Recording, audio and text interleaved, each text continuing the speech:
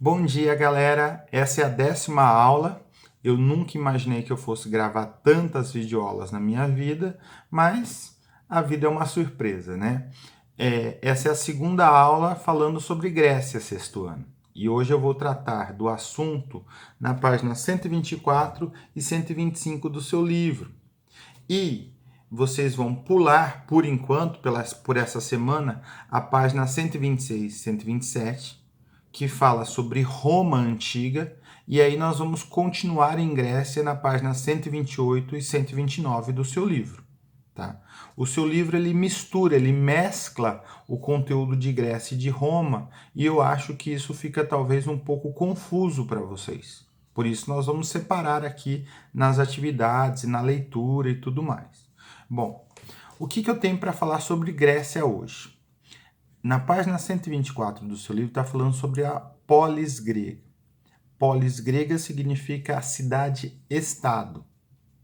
No que uma cidade-estado é diferente de uma cidade normal de hoje em dia, como a gente chamaria. Tá? A cidade-estado é como uma cidade, como se funcionasse um pequeno paizinho. Tá? Então, as cidades gregas antigas, elas não faziam parte de um império em comum. Cada cidade funcionava independente da outra. Hoje em dia, Ribeirão Preto faz parte do estado de São Paulo e o prefeito, os vereadores aqui de Ribeirão Preto, eles não podem fazer a lei que eles quiserem. Eles têm que seguir a lei do Brasil. Na cidade-estado, não. Na cidade-estado, cada cidade poderia fazer suas próprias leis, suas próprias regras, tá? De acordo com o que a população da cidade pensasse. Se tivesse um rei, o rei faria as regras. Se fosse uma democracia, a população ia fazer as regras. Mas, de todo jeito, a cidade tem autonomia, ou seja, liberdade para decidir. 3 coisas, basicamente, definem uma cidade-estado. Primeiro, ela faz suas próprias leis, como eu já falei. Segundo, houve um pane aqui.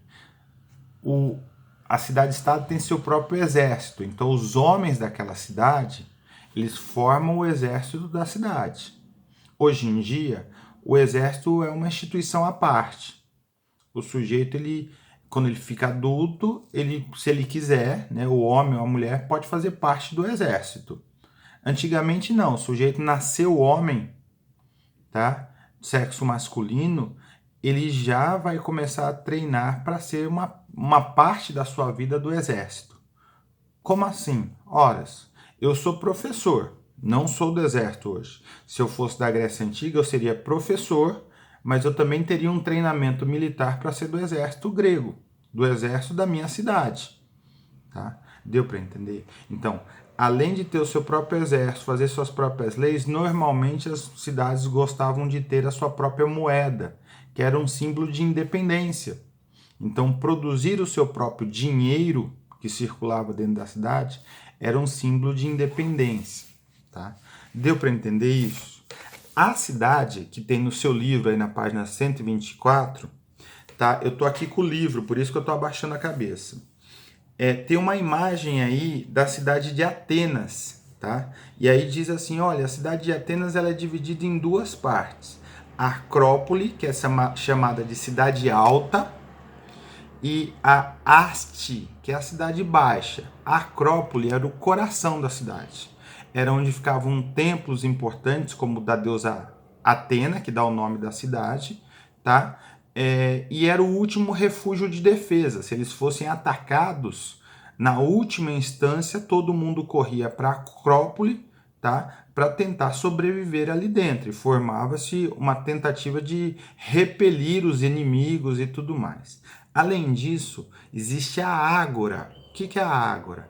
A Ágora ela era o mercado, uma feira livre que acontecia o tempo todo, e nos dias que tinham reuniões da população, dos homens daquela cidade, eu vou falar mais disso depois, essas reuniões, essas assembleias para decidir leis, para votar coisas importantes na cidade, eram feitas na Ágora. Então, no dia que tinha assembleia, não tinha, obviamente, feira livre ali dentro. Nos outros dias podia ter simplesmente feira na ágora para a população comprar e vender coisas tranquilamente. Na página 125 do seu livro, o texto traz a informação de que no século VIII a.C., a população grega cresceu muito. Então há uma expansão demográfica. O que quer dizer isso? Quer dizer que aumentou a população. Tá? E por conta disso, o território grego, que eu já falei para vocês, que não tinha muitas terras aráveis, ou seja, para fazer agricultura, ele não conseguia produzir alimentos para todo mundo. Então, o que o pessoal fazia? Eles reuniam grupos dos que tivessem interessados, dos que não tivessem satisfeitos com a vida naquela cidade, e eles iam formar uma colônia, eles fundavam uma outra cidade em um outro lugar. Na página 125 do seu livro tem um mapa mostrando a quantidade gigantesca de colônia que os gregos fundaram, tá? E os gregos, eles ficavam sempre perto do mar. Por que disso, professor? Porque o mar, naquela época, era o melhor caminho para você fazer, para você conseguir se movimentar.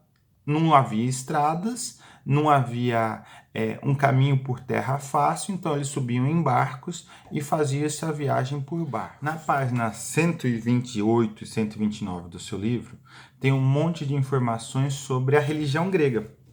Tá? Todo mundo adora a religião grega, a mitologia grega. Eu normalmente conto a história da Ilíada em sala de aula e tudo mais. Infelizmente, esse ano fica mais complicado. Tá? Mas algumas informações não podem ser deixadas de lado aqui. O que a gente sabe, e é importante a gente continuar sabendo sobre a religião grega? Primeiro que eles eram politeístas, eles acreditavam em muitos deuses. Os deuses gregos, eles tinham formas humanas, só que melhorados. Então eles eram imortais, eles eram obviamente muito mais bonitos do que os seres humanos normais. Os deuses e as deusas beiravam a perfeição ou eram a própria perfeição, segundo os gregos antigos. E eles eram adorados pelos seres humanos. Existe uma historinha, por causa como é que eu vou dizer, da cultura popular, que dizia que os deuses gregos morreriam se eles não fossem adorados pelos seres humanos. Isso tudo é bobagem da cultura pop, dos filmes, dos videogames, dos desenhos animados contemporâneos. Os gregos não acreditavam nisso. Tá? Os imortais, uma vez imortal, você vai ser sempre imortal, vai ser sempre um deus. Tá? Além disso, esses deuses gregos, eles interferiam, segundo a crença grega, diretamente na vida da população grega. Mas não era aquela história de tipo, eles gostavam dos gregos, então eles cuidavam bastante. Não, era uma questão de troca. Os gregos reverenciavam, adoravam, faziam rituais, sacrifícios. E aí sacrifício não é sacrifício humano, não, pelo amor de Deus. Tá? Às vezes eles matavam pequenos animais como porcos, galinhas, coelhos, para os deuses, tá? E depois eles mesmos devoravam essa carne, mas uma parte dessa carne era colocada em altares em homenagem aos deuses, tá? Isso é o que eu estou chamando de sacrifícios. E em troca, os deuses traziam proteção para as pessoas que faziam seus rituais. Essa era a crença grega. Tá? Um detalhe também muito importante é o seguinte: com o aumento de filmes sobre a mitologia grega, como o Percy Jackson, ou do videogame do God of War e tudo mais, os alunos sempre me perguntam sobre o que é de verídico, o que tem relação direta com a Grécia Antiga nesses filmes, nesse videogame. E o videogame é maravilhoso. Eu comprei um videogame há um mês atrás, estou jogando o God of War, é bom pra caramba o jogo. O filme do Percy Jackson, legal pra caramba, mas eles não são exatos do ponto de vista histórico. Então, por exemplo, no Percy Jackson fica aparentemente exposto que o Poseidon ele é tão forte quanto os Zeus. Isso não é o que os gregos acreditavam. Os gregos acreditavam que o Zeus era o mais forte de todos os deuses. Tá? No God of War, o Kratos, ou Kratos em português, que é o espartano, o rei espartano, general espartano poderoso que luta contra os deuses, ele vai lá, ele é filho de Zeus e ele luta contra os deuses. Para os gregos antigos, isso seria um sacrilégio. Tá?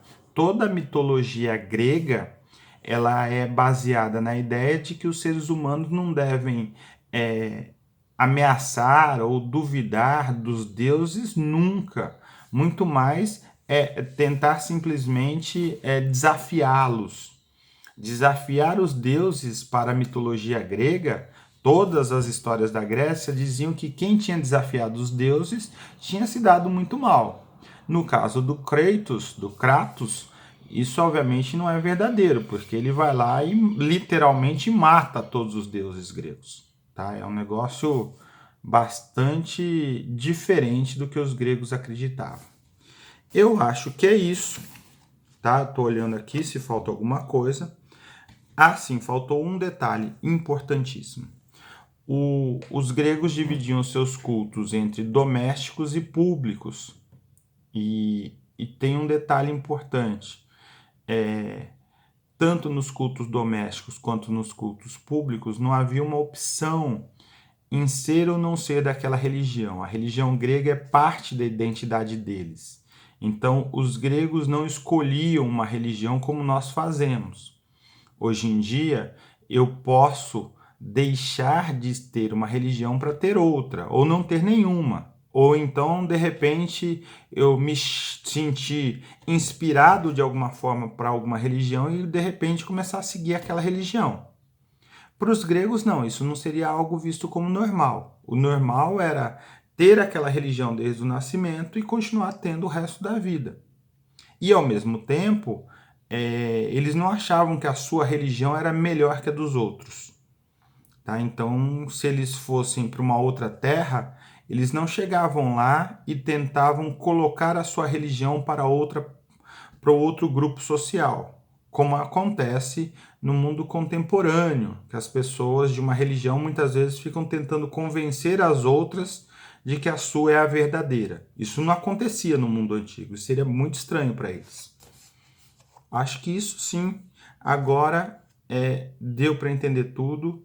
Tá aí as páginas. Lembre-se de pular as páginas de Roma. Beijão. Tô morrendo de saudades.